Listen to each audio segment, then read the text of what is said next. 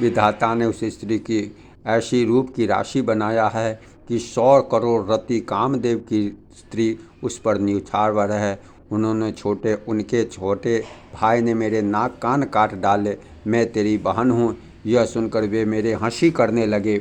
मेरी पुकार सुनकर खरदूषण सहायता करने आए, पर उन्होंने क्षण भर में सारी सेना को मार डाला। खर और दूषण और तीसरा का वध करके रावण के सारे अंग जल उठे। उसने शूर्पणखा को समझाकर बहुत प्रकार से अपने बल का बखान किया, किंतु मन में अत्यंत चिंतावश होकर अपने महल में गया। उसे रात भर नींद नहीं आई। वह मन ही मन विचारने लगा, देवता, मनुष्य, असुर, नाग और पक्षियों में ऐसा कोई नहीं जो मेरे सेवक को भी पा सके।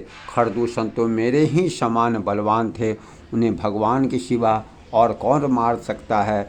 देवताओं को आनंद देने वाले, पृथ्वी का हरण करने वाले भगवान ने यदि अवतार ले लिया है तो मैं जाकर उनसे हठपूर्वक वैर करूँगा और प्रभु के वाण के आघात से प्राण छोड़कर भवसागर से तर जाऊँगा।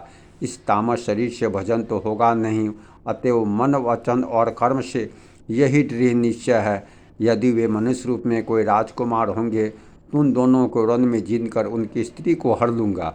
यूँ विचार कर रावण रथ पर चढ़कर अकेला ही वहाँ चला जहाँ समुद्र के तट पर मारीच रहता था।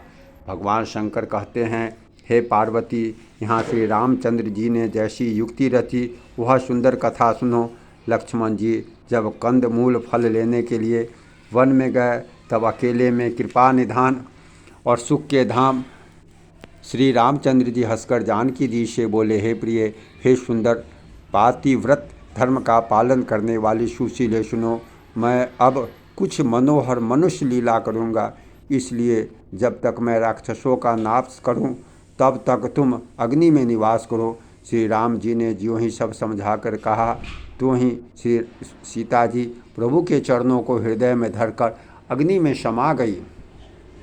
सीता जी ने अपनी छाया मूर्ति वहाँ रख दी, जो उनके जैसे ही शील स्वभाव रूप वाली तथा वैसे ही विनम्र थी। भगवान ने जो कुछ लीला रची उस रहस्य को लक्ष्मण जी ने नहीं जाना। स्वार्थपरायण और नीच रावण वहाँ गया जहाँ मारीच था और उसको सिर नवाया। नीच का झुकना भी अत्यंत दुखदायी होता है, जैसे अंकुश, धनुष, सांप और बिल्ली का झुकना। हे भवानु, दुष्ट की मीठी वाणी भी उस प्रकार भय देने वाली होती है जैसे बिना ऋतु के फूल।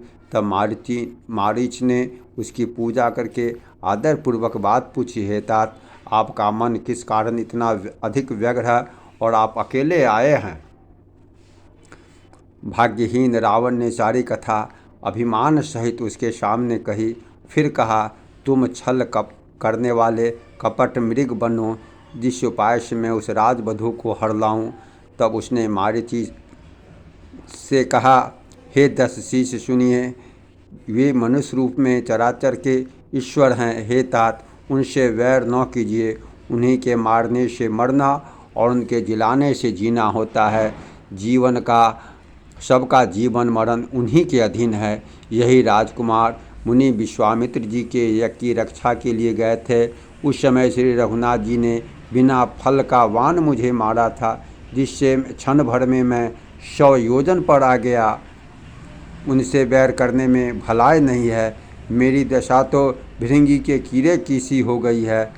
अब मैं जहाँ तहाँ श्री राम लक्ष्मण दोनों भाइयों को ही देखता हूँ। और हे तात, यदि वे मनुष्य हैं भी तो भी बड़े शूरवीर हैं। उनसे विरोध करने में पूरा न पड़ेगा, अर्थात सफलता नहीं मिलेगी।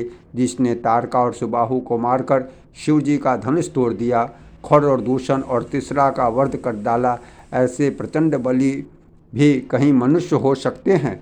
जय श्री सीताराम, जय श्री सीताराम।